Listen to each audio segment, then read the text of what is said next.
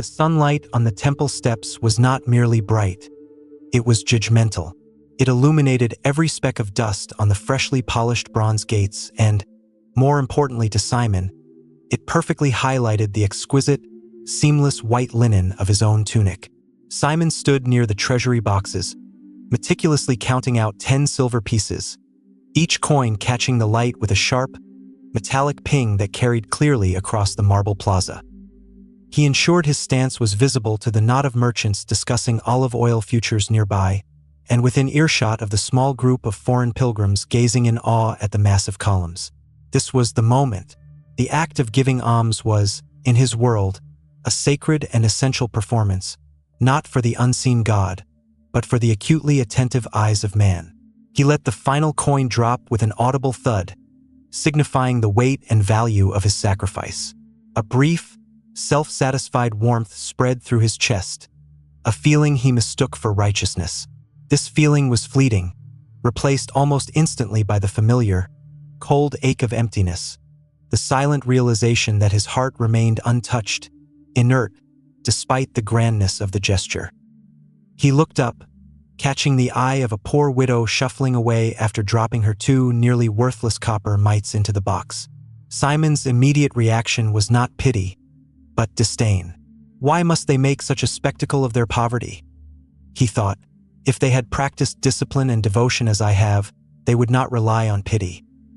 This was the fundamental, bedrock mistake of Simon's existence, the mistake that was quietly, corrosively dissolving the very foundation of his faith. He was a master of the outward sign, a curator of public piety, meticulously fulfilling every letter of the law, every tradition, every ritual. Yet he performed them as a man delivering a flawless, technical monologue to an adoring audience, forgetting the audience of one, the one who saw the dark, dusty corners of his soul. His prayers were long, articulated with sophisticated theological phrasing, delivered standing upright where the crowd was thickest, guaranteeing the nod of approval from the local elders. His fasting was announced with ashes and a downcast face, ensuring that by the 3rd day, every neighbor knew Simon was denying himself, earning him their whispered respect. But when he retreated to his well-appointed home, the silence was deafening. There was no joy, no deep connection, only the relentless, exhausting pressure of maintaining the perfect facade. He was, in truth, terrified that someone, anyone, might pierce the polished exterior and find the trembling, fearful man hiding beneath the robes, the man who knew, deep down, that his elaborate faith was failing precisely because it required applause to exist. This terrible, terrifying dependency on the approval of men was the poison he drank daily, believing it to be the water of life. He walked away from the temple that day, his public duty done, feeling the stares of admiration, yet his soul was as dry and unforgiving as the desert sand, wholly unaware that the very thing he believed was solid evidence of his devotion was the single greatest obstacle keeping him from the presence of the divine. His pride was his ruin, masking itself expertly as religious zeal, convincing him that the judgment of man held more weight than the mercy of God. He needed a devastating shock to break this illusion, a crisis that his performance could not possibly solve, a hole so deep that the admiring whispers of the street corners could not possibly fill it. He required a crucible, an awful fire, to burn away the false veneer of his meticulous piety and expose the raw, aching need for genuine grace that lay buried beneath layers of self-congratulation. The quiet tragedy of Simon was that he was working ceaselessly to earn something that was freely offered, but he had priced himself out of the gift, demanding recognition instead of redemption, applause instead of peace. Simon's home, much like his public persona, was a testament to order, discipline, and substantial material success. Every cedar beam was straight, every scroll precisely rolled and shelved. Every copper pot gleamed with the constant attention of his diligent wife, Leah. Leah was the gentle counterpoint to Simon's rigid intensity. She was quiet, her faith expressed in soft, ceaseless acts of service, feeding the neighborhood children, tending the small, overlooked courtyard garden, and patiently enduring Simon's endless lectures on the correct length and posture for private devotion. But her kindness was often misread by Simon as weakness, her humility as a lack of zeal. He often corrected her, reminding her that true faith was demonstrated, measured, and weighed. Their life, though outwardly prosperous, was cold, built more on shared ritual than shared affection. The shock came not through financial ruin, though that was always a possibility for a merchant dealing in uncertain seas and volatile markets, but through a deeply personal tragedy. Leah, usually robust and steady, developed a strange, persistent fever, accompanied by weakness that quickly deteriorated into an inability to leave her bed. At first, Simon approached the illness with the same rigorous methodology he applied to everything else. He called the most expensive physicians in the city, providing them with lavish payments and demanding immediate, quantifiable results. When their tinctures and poultices failed, he escalated his religious performance.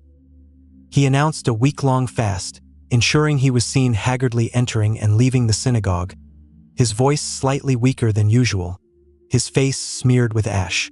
He publicly offered exorbitant sums for sacrifices at the temple. He recited ancient, powerful prayers over her bedside, his voice echoing through the house, fully expecting God to respond to the sheer volume and visibility of his pleading. But the response was chilling silence. Leah did not improve. She wasted away, her eyes growing wider, holding a quiet terror that Simon refused to acknowledge. He doubled down on his efforts. If one act of piety fails, 10 must succeed, he reasoned. He walked the dusty roads surrounding the city, distributing large bags of grain to the known beggars, making sure his servant accompanied him to witness and later recount the generosity. He was terrified, truly terrified, but his fear manifested as anger and escalating religious ambition. He was angry at God for not honoring his perfect performance, and furious at Leah for failing to rally, making his perfect life imperfect. He realized, with a sickening jolt, that his entire identity, the carefully constructed edifice of his righteousness, was built on the premise that his actions guaranteed a reward, specifically, the blessing of health, wealth, and status. Now, with Leah fading and his performance yielding nothing but exhaustion, Simon began to confront the dreadful possibility that his faith was transactional, a meticulously negotiated contract, and that perhaps, somewhere along the way, he had violated the fine print. He sat by Leah's bed, not holding her hand, but instead meticulously reviewing the scrolls of the law, searching for the specific ritual oversight, the technical error that had led to this divine rebuke. He needed a rule to fix this, a prescription to mend this broken contract, because the thought of simply leaning on quiet trust, of submitting to mercy without a public guarantee, was a terrifying, incomprehensible abyss. Driven by desperation and the crushing need to restore order and control, Simon sought the counsel of Rabbi Elazar, an elder in Jerusalem renowned for his unwavering adherence to tradition and his stern, unforgiving judgment of lax observance. Simon presented his case with precision, detailing the exact measures of his fasting, the timing of his prayers, and the meticulously recorded value of his alms. He omitted any mention of his inner turmoil or his fear. He presented the situation as a logistical problem, a perfectly executed performance yielding zero results. Rabbi Elazar listened, stroking his long, gray beard, his eyes narrowing slightly as Simon spoke. The rabbi's diagnosis was swift and utterly reinforcing to Simon's existing error. More, the rabbi stated simply, "You have been generous, Simon, but perhaps you have not been seen to be generous enough. You have been fervent, but perhaps not fervent enough in the eyes of the public. The Lord favors those who demonstrate their zeal so that others may be inspired to greater heights. Perhaps your prayers lack the necessary, powerful articulation. They are too private. Let the streets hear your devotion. Perhaps your fasting is too subtle. Let the weariness be undeniable." He advised Simon to undertake a special, highly visible period of devotion, recommending a 3-day public fast while wearing sackcloth, stationing himself near the eastern gate where travelers from Galilee and Samaria would see his humility. Simon drank this advice like a thirsty man. It provided him with the necessary checklist, the actionable items he required to regain control. He immediately commenced the public penance. He neglected his hygiene, smeared ash on his brow, and stood conspicuously in the appointed spot, dramatically lamenting his supposed sins, which he vaguely attributed to minor breaches of ritual cleansing, not any failure of the heart. The people who passed, primarily the affluent and the religious elite, offered encouraging nods and praised his profound devotion. Yet, Leah continued to languish. The paradox was becoming agonizingly sharp. The more perfectly Simon executed the outward display, the worse his reality became. In his weariness, standing near the bustling gate, he started noticing the other petitioners. These were the truly destitute, the lepers, the blind, the beggars whose clothing was genuinely threadbare, whose poverty was not a performance but a permanent condition. They didn't stand proudly. They crouched low, mumbling their pleas, often ignored or actively shunned. Simon observed their chaotic despair, their lack of dignified presentation, and felt only renewed self-affirmation. "Look at them," he thought, adjusting his posture slightly to appear more dramatically afflicted. "They fail because they lack order. They are unworthy because they have not adhered to the structure and discipline that God rewards." He saw a blind man being roughly pushed aside by a guard and felt no flicker of compassion, only annoyance that the man's misery was cluttering the pristine view of his own suffering. His spiritual calculus was simple. God must reward the disciplined and punish the disorganized. He simply needed to find the exact formula for absolute discipline. The truth, hidden from him by a veil of pride thicker than any temple curtain, was that he was not seeking God's mercy, but demanding God's endorsement of his ego, and the meticulous, exhaustive energy he poured into being seen righteous left him utterly depleted of the energy required to actually be loving or merciful. The news of the Galilean rabbi, Yeshua, reached Simon as a disturbing dissonance in the harmonious symphony of his ordered world. At first, Simon dismissed the reports as country gossip, tales of crude miracles performed for the unwashed masses in obscure villages. But the volume of the reports grew, leaking into Jerusalem's high society, carried on the lips of traveling merchants and disgruntled former temple attendees. What truly rankled Simon was the manner of the Galilean's work.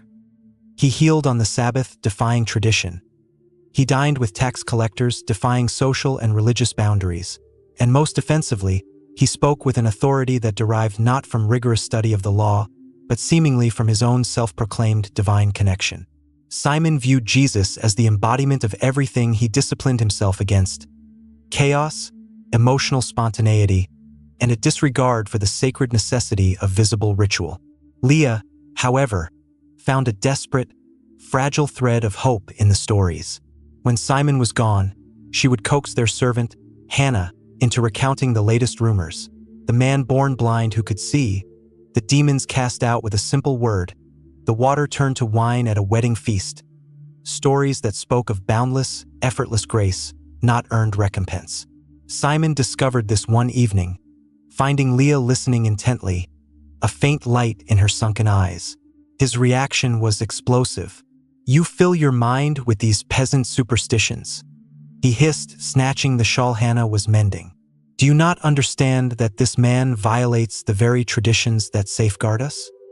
He eats with sinners, not to bring them to repentance, but to validate their filth. His miracles are merely parlor tricks for the common folk who cannot distinguish true doctrine from dazzling show." Simon saw Jesus not as a threat to his body, but a profound threat to his carefully constructed belief system. If Jesus was right, then Simon's lifetime of rigorous performance was meaningless. If faith truly lay in the unseen heart and selfless action, then Simon was nothing but an empty vessel draped in fine robes. Determined to prove the Galilean a fraud, Simon started deliberately seeking out places where Jesus was rumored to be. One afternoon, he observed the rabbi teaching a throng gathered outside the city walls. The crowd was appalling to Simon. Unorganized, smelly, filled with the loud, uncontrolled children and the desperately sick. Simon stood back, watching critically. He saw Jesus approach a known publican, a despised collaborator named Matthias, and speak to him with astonishing gentleness, completely ignoring the visible shunning of the surrounding crowd. Later that day, Jesus healed a man whose hand was withered, a man who Simon knew had begged near the temple gates, but had never received more than a grudging coin thrown from a distance. The healing was instantaneous, done with a single, commanding word, without any fanfare, without any call for witnesses, without any theological preamble. This silence, this lack of requirement for acknowledgement, disturbed Simon more than the miracle itself. It confirmed the terrifying realization that Jesus operated on a currency utterly foreign to Simon: unconditional mercy. Simon's faith required witnesses, receipts, and public validation. Jesus' power required nothing but genuine, humble need. Simon returned home that night, not triumphant in having found a theological flaw, but deeply unsettled. The sight of effortless grace made the exhaustion of his relentless, public religious performance feel suddenly unbearable. Yet he couldn't stop, convinced that only his own perfection could save him and Leah. The relentless progression of Leah's illness finally forced Simon to act beyond the confines of his comfortable, critical observation. He decided he would confront the Galilean, not to beg for healing, but to challenge him theologically, to publicly expose the fatal flaw in Jesus' doctrine of effortless grace and non-performance. Simon spent 2 days meticulously preparing. He crafted a question so flawless in its theological structure that it would be impossible for Jesus to answer without either affirming the necessity of outward ritual or publicly condemning himself. Simon sought a public forum, finding Jesus teaching in the courtyard of a house in Capernaum, surrounded by a tight, intense circle of followers and skeptical local Pharisees. Simon pushed his way through the crowd, deliberately announcing his presence with the rustle of his expensive cloak and a forced clearing of his throat. He stood before Jesus, his posture radiating intellectual superiority, ready to deliver his carefully worded trap. He began with false deference, "Rabbi, we know that you speak the truth and teach the way of God rightly, and you are not concerned about anyone's opinion, for you do not regard the position of men. Tell us then, what do you say? When a man gives alms, and he ensures the act is witness to inspire others to generosity, is this not the highest form of piety? Is not faith proven by the observable quantity of our good works? Or should one hide their light beneath a basket, thereby depriving the community of inspiration and instruction?" He paused, allowing his rhetorical brilliance to settle over the crowd, expecting nods of agreement from the local religious leaders. Simon believed this question was unanswerable, forcing Jesus to choose between public display, which Simon assumed Jesus abhorred, and necessary inspiration, which Simon relied upon. Jesus looked at Simon, not with condemnation, but with a profound, piercing sorrow that seemed to see not just the man standing there, but the terrified child hidden deep inside. The silence stretched, heavy and absolute, before Jesus finally spoke, his voice gentle but carrying the weight of ancient mountains. You ask about faith and works, Simon. But let me ask you, when you give, or when you pray, or when you fast, who do you intend to pay? The question ripped the carefully constructed floor from beneath Simon's feet. Pay. Simon stammered. I pay nothing. I perform my duty. I fulfill the law. Jesus smiled faintly. But you seek payment nonetheless. You seek the coin of human approval. You pray standing in the busiest corners of the marketplace, not because the Father cannot hear you in your own chamber, but because the men standing near you cannot see you there. When you fast, you deliberately disfigure your face and wear ashes, not to show sorrow to God, but to show suffering to man. Truly, truly, I tell you, you have received your reward in full. The applause of men is the entirety of your payment. Simon felt a hot flush of humiliation rising from his neck. Jesus continued, leaning slightly closer. The mistake you make, Simon, is believing that faith is a performance. Faith is not a public contract. It is a private conversation. You are failing not because you lack discipline in ritual, but because your rituals are entirely divorced from mercy, and they are polluted by the need for affirmation. The moment you give, not for the unseen Father, but for the approval of the fleeting crowd, your faith ceases to be faith and becomes merely theater. The crowd murmured, some shocked, others nodding slowly in sudden understanding. Simon stood utterly exposed, his elaborate defense mechanism dismantled by 3 simple sentences. He had sought to trap the rabbi with doctrine. The rabbi had instead trapped Simon with his own hollow motives. He realized, with crushing clarity, that every public act of piety he had ever performed had been instantly consumed by his pride, leaving no residue for God. He felt stripped bare, standing naked under the glaring sun of divine truth. This was the one mistake Jesus condemned, the fatal inversion of priorities, valuing the perishable opinion of man over the eternal grace of God. And now, the engagement point for us. Simon believed his faith was failing because God wasn't answering his grand gestures, but Jesus showed him the true failure was the motive behind the gesture. How often in our own lives do we find ourselves performing good deeds, or even acts of sacrifice, that we subconsciously hope someone will notice, thus contaminating the purity of the action? Share in the comments if you have ever felt the struggle between serving God silently and seeking the validation of the people around you. Simon's retreat from Capernaum was not merely a physical journey back to Jerusalem. It was a psychological collapse. He felt the sting of public condemnation, but beneath the shame, a terrible, persistent kernel of truth had taken root. Jesus' words, "You have received your reward in full," echoed relentlessly in his mind. He had traded eternal value for temporal praise, and now he was bankrupt on both accounts. His carefully constructed life of righteousness was revealed to be nothing more than a meticulously painted tomb, shining white on the outside, but filled with dead bones within. He returned to Leah, who was now barely lucid, without the public triumph he had sought. He didn't recount the exchange. He couldn't. He simply slumped into his study, the familiar comfort of his scrolls now offering no solace. He had believed that the condemnation of the Galilean would be a fierce rebuttal of doctrine, a shouting match over the nuances of the law. Instead, it had been a quiet, surgical exposure of his heart, citing the very principles Simon claimed to uphold. Jesus had articulated the core teaching found in the scrolls, but Simon had only read the words for their outward instruction, never for their inward implication. The words of the Sermon on the Mount, which he had dismissed as radical idealism, suddenly gained terrible clarity. Beware of practicing your righteousness before other people in order to be seen by them, for then you will have no reward from your Father who is in heaven. He had not only practiced it to be seen, he had insisted upon it. The instruction about praying in the inner room, closing the door, and praying to the Father in secret suddenly felt like an impossible demand. How could he pray when there was no audience? How could he give charity when no one would later praise his name?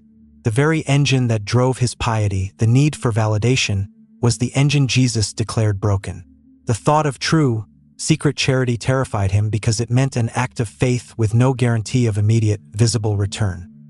He realized that if his faith depended solely on the unseen acknowledgement of God, then he had no faith at all. He only had a deeply ingrained habit of seeking human approval. His anger at Jesus slowly began to shift into a desperate, hollow self-hatred. He had wasted his life chasing shadows. When he finally looked at Leah, truly looked at her, not as an object that reflected his failures, but as a beloved woman suffering, the sheer weight of his neglect crashed upon him. He had spent months worrying about the appearance of his devotion while she faded away, ignored, in the next room. His public prayers for her healing now felt like a cruel mockery, performed for the benefit of his neighbors, not for the benefit of his wife. He had nothing left to perform, no audience to impress. He was alone with the consequence of his lifetime of seeking visible glory, and the silence was suffocating, forcing him into a reckoning with the terrifying truth that his perfect, rule-bound faith was utterly, completely failing him when he needed genuine comfort and divine intervention the most. He was spiritually paralyzed, unable to perform his rituals out of shame, and unable to trust in silent mercy out of habit. Simon remained in that state of paralyzed despair for several days, refusing to leave the house, the shame of the public encounter crippling his spirit. He knew he could no longer stand in the marketplace and pray. The words would choke him, knowing he was performing to an audience whose approval he now scorned. But he also didn't know how to pray in private. He only knew the sound of his own voice echoing against the synagogue walls. His servant Hannah quietly informed him that their neighbor, old Gideon the stonemason, a man Simon had always considered simple and unlearned, had fallen gravely ill and his family was on the brink of starvation, too proud to beg publicly. This news would normally have spurred Simon into a highly visible, strategic act of charity. He would have marched over during the day, dropped a hefty sack of grain in Gideon's yard, and lingered just long enough for the neighbors to see the magnitude of his generosity. But now the thought made him physically ill. He felt the crushing weight of Jesus' words, "Do not sound a trumpet before you." If he gave openly, he knew the act would be immediately polluted and worthless. But if he didn't give, the family would starve, and Simon was tormented by the knowledge that his newly exposed emptiness was leading to real-world suffering. The conflict was unbearable. His pride demanded recognition. His nascent, fragile conscience demanded selfless action. That evening, as the moon was obscured by thick clouds and the streets of Jerusalem were deserted, Simon found himself wrapped in a dark, common cloak, not his expensive linen, and carrying a sack of barley and 2 jars of fresh olive oil, a heavy load he had rarely carried himself. He moved through the shadows like a common thief, his heart pounding, not from fear of discovery by the authorities, but from the fear of discovery by anyone who might report his shamefully unpublicized kindness. He crept to Gideon's small, dilapidated house. The door was slightly ajar, and Simon could hear the quiet weeping of Gideon's daughter within. He dropped the sack and the jars just inside the doorway, not boldly, but with a clumsy, hurried fear.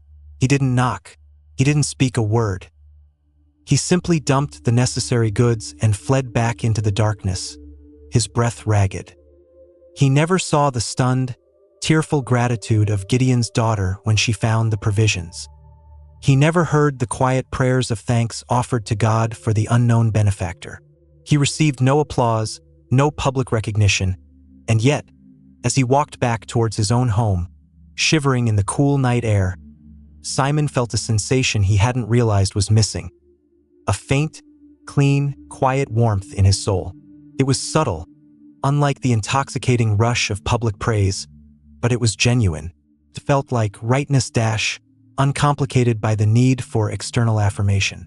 This was the seed of true faith, the single, quiet act performed solely for the unseen Father, yielding a quiet, internal reward that man could neither give nor take away. That one act of secret charity, performed under the cloak of night, broke the dam of Simon's rigid self-control. The act was small, but its implications were seismic. By doing good without the expectation of applause, Simon finally felt the first stirrings of pure, unadulterated compassion, a feeling entirely disconnected from his own self-image. The internal warmth he felt was not pride. It was relief, the relief of realizing that God did not require perfection, only honesty. This revelation allowed him, for the first time, to truly confront Leah's suffering. He stopped standing stiffly over her bed, reciting powerful, public prayers. Instead, he simply sat beside her, gently smoothing the damp hair from her forehead. He spoke to her, not about the failures of their ritual observance, but about his own terror, his own crippling dependence on the opinion of others. He confessed the hollowness of his years, the vanity of his public fasting, the coldness that had defined their marriage. He wept, not the performative weeping he had once used in public penance, but the deep, racking sobs of a man whose foundations had utterly failed. He apologized for judging her quiet, humble faith as inadequate. Leah, frail as she was, managed a weak smile and squeezed his hand. In that moment of shared, raw vulnerability, Simon felt closer to his wife than he ever had during their prosperous, rigorously observant years. He began to pray again, but differently. He retreated to his small, dimly lit storeroom, the most insignificant space in his house, and closed the heavy wooden door. There was no marble, no attentive servant, no public eye. He did not stand. He knelt awkwardly on the cold stone floor, not reciting the ancient formulas, but simply speaking his heart. "Father," he whispered, the word tasting foreign and fragile on his tongue. "I am ruined. I have nothing left to offer you. My works are worthless. My prayers are hollow. I sought the approval of men and received nothing of yours. I ask for nothing but mercy for the woman I have neglected. Heal her, not because I am worthy, but because you are good." It was a prayer devoid of demands, stripped of performance, filled only with brokenness and need. It was the first true prayer Simon had ever offered. He understood now that the greatest barrier to his faith was not his sin, but his proud performance of righteousness. His previous prayers had been like shouting across a vast canyon, demanding attention. This prayer was like sinking into deep water, surrendering control. He didn't know if Leah would be healed. He didn't know if his finances would be restored. But the overwhelming need for visible reward had vanished, replaced by a quiet, profound acceptance of whatever outcome the unseen Father willed. He had finally found the narrow path Jesus described, the path of humility and hiddenness, and though the journey had cost him everything, he felt a strange, deep sense of belonging he had never known when he wore the finest linen and received the highest praise. The change in Simon was not instantaneous, but cumulative, a slow erosion of decades of ingrained pride. Leah, sustained by his new, genuine presence and the lifting of his judgment, began to show the smallest signs of recovery. Her fever lessened, and her breathing became less labored. Simon, seeing this, didn't immediately rush back to the temple to offer a grand, public sacrifice of thanksgiving. The old Simon would have demanded a procession.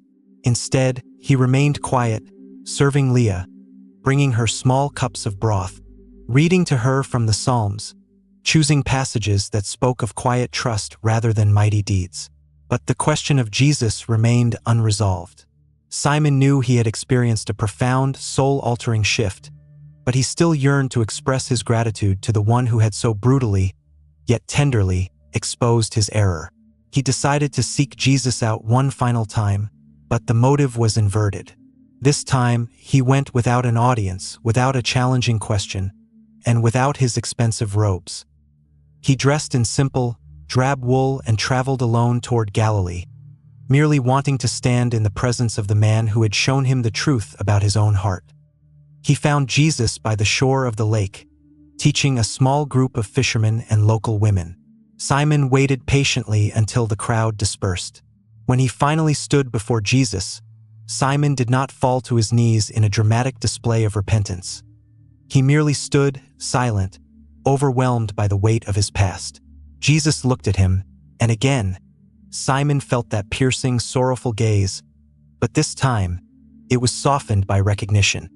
Simon, Jesus said, a simple acknowledgement. You have found the inner room. Simon's throat tightened. He had not spoken of his hidden prayer, his silent charity to Gideon, or his changed heart toward Leah. Jesus saw the hidden work. Rabbi, Simon managed, his voice thick with emotion. You condemned my performance, and in doing so, you saved my life. My faith was failing because I demanded my reward from man, and I received it in full. I now have nothing, yet I feel a peace I never earned when I had everything. Jesus nodded slowly. The kingdom of heaven is found not in the great sound of the trumpet, but in the silence where the Father waits for the honest heart. You sought justice and proof. You have found mercy. Go now and continue to serve the Father in secret. The truest healing, Simon, is not the mending of the body, but the reconciliation of the heart, and that work has already begun in you. Tell no one how you found this change, but let your life be a testament to the difference between seeking the approval of the crowd and seeking the mercy of God. Simon knew then that Jesus wasn't merely a healer or a teacher. He was the revealer of truth, the one who saw the intent of the heart. He left the shoreline, carrying no scroll or fine cloth, only the immense, terrifying gift of genuine humility. He returned to Jerusalem. The public Simon, the acclaimed master of ritual, was dead. In his place was a quiet, unassuming man whose true acts of faith were now hidden from the world. Simon's transformation was startling, though deliberately invisible to the public eye. He continued to participate in community life, maintaining the appearance of a dutiful merchant, but his priorities were utterly inverted. When he gave alms, he now did so through anonymous channels, sometimes slipping coin into the sleeves of impoverished street vendors or leaving provisions where he knew the desperate would find them without ever knowing the source. When he prayed publicly in the synagogue, his prayers were now short, sincere petitions, stripped of all rhetorical flourishes and theological displays. He no longer sought the prime seating arrangements. He preferred the back corner, where he could observe the struggles and true needs of the community rather than basking in their admiration. His deepest faith was practiced in the quiet hours of dawn in his storeroom, that forgotten, dusty space that had become his private sanctuary, his inner chamber. He learned that the profound joy of genuine faith lay in the secrecy, the complete removal of the human gaze. The approval of man was fleeting and ultimately unsatisfying. The knowledge of the unseen Father's acceptance was enduring peace. Leah, now fully recovered, became his quiet co-conspirator in mercy. Their marriage blossomed in this new soil of genuine humility. They began fostering orphan children, taking them in not for public praise or to cement a reputation for charity, but simply because the children needed a home. They insisted on keeping these acts quiet, telling only those necessary for the logistics. Their house, once pristine and cold, was now messy and warm, filled with the chaotic noise of true life and selfless service. Simon learned that his old mistake, the pursuit of public recognition, was not just a slight misstep, but a total betrayal of the very essence of devotion. Jesus had not condemned his ritual. He had condemned the motive behind it. He realized that God was not impressed by the size of the sacrifice or the volume of the prayer, but by the purity of the intent. The minute the action became performance, it became worthless to the divine, immediately consumed by the pride it sought to feed.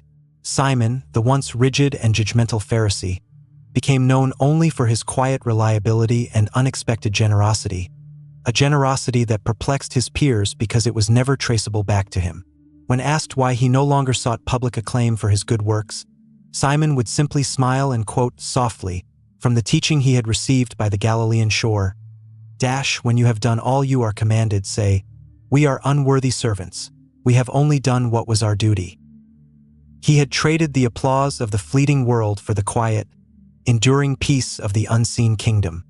He had stopped performing for the audience and started living for the truth, understanding finally that true faith required absolute humility, hiddenness, and relentless mercy, realizing that the greatest condemnation Jesus issued was against the hypocrisy that sought to wear righteousness like a visible, shining garment, forgetting that the heart itself must be clean.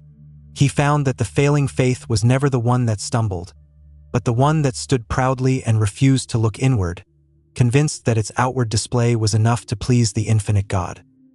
He discovered that healing was found, not in the perfection of the law, but in the brokenness of the heart, surrendered wholly to the quiet grace of the Father.